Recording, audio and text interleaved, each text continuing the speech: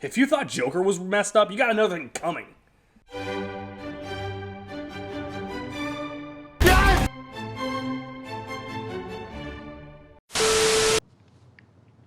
I'm visiting my mother tomorrow. Beau is Afraid is a 2023 comedy-drama-horror mix and the third director spot for Ari Aster, following Hereditary in 2018 and Midsommar in 2019. It stars such names as Joaquin Phoenix, Patti LuPone, Amy Ryan, and Nathan Lane. It is also produced by indie film company A24. Joaquin Phoenix has shown in the past that his performances often change the outlook of a film. So how does he do here? Well, let's take a look at the story. Beau is Afraid follows a socially awkward man named Beau, played by Joaquin Phoenix. Why is he so socially awkward? Because of his mother, who almost suddenly is found dead. In a quite gruesome fashion, but no spoilers here. So Beau confronts his darkest fears in order to get back home and see his mother one last time. The film is so God blessed weird. This is one of those films that even if you know where it's going, you still don't know exactly what's around the corner. As I mentioned, this was directed and written by Ari Aster, the director of Hereditary and Midsommar. Two very unique horror films. So obviously with this new film being a lot weirder and more focused on a comedy spin, you may think the story isn't focused on enough. But thankfully, it never gets to that point. It's not over-encumbered with jokes and wit to where it's almost unrecognizable plot-wise, but it does throw in the occasional WTF joke that, because of its suddenness, can at least get a chuckle. You may think the lack of comedy would kill this movie, but thankfully it still has enough going on in it to keep you invested.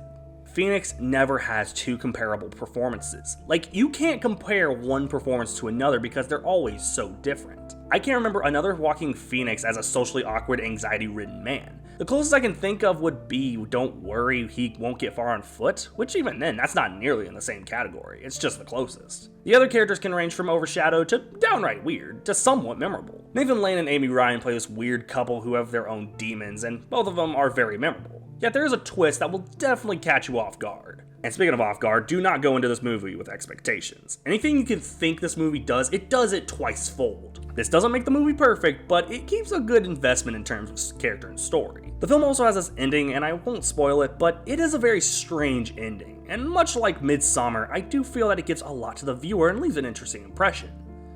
This is one of those movies where, even after it's ended, you spend a good half hour, maybe even 45 minutes, trying to understand what the ending means. I do want to explain the two major problems with this film. The first thing I noticed, this movie is fucking long. Like, if you need a quick movie-going experiences, you probably don't want to see this one.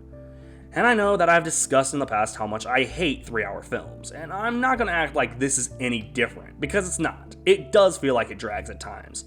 And it has like 2 or 3 extra scenes that honestly do feel a bit out of place.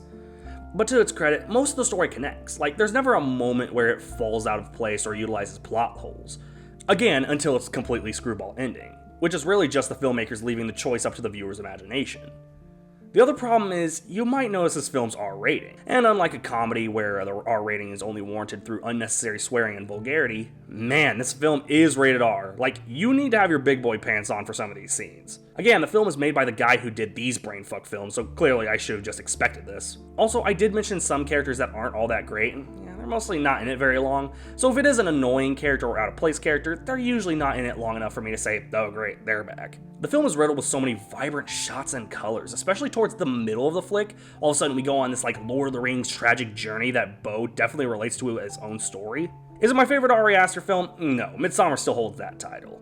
But is it creative, weird, strange, and oozing with personality? Absolutely. It was close to number 1 on my ranking for this year, but I do think John Wick is ever so slightly better, simply because it is shorter and keeps you more invested. My Letterboxd score is 4.5 out of 5. If you want more Letterboxd reviews, check me out at Official Xander. Tune in next weekend for Sisu.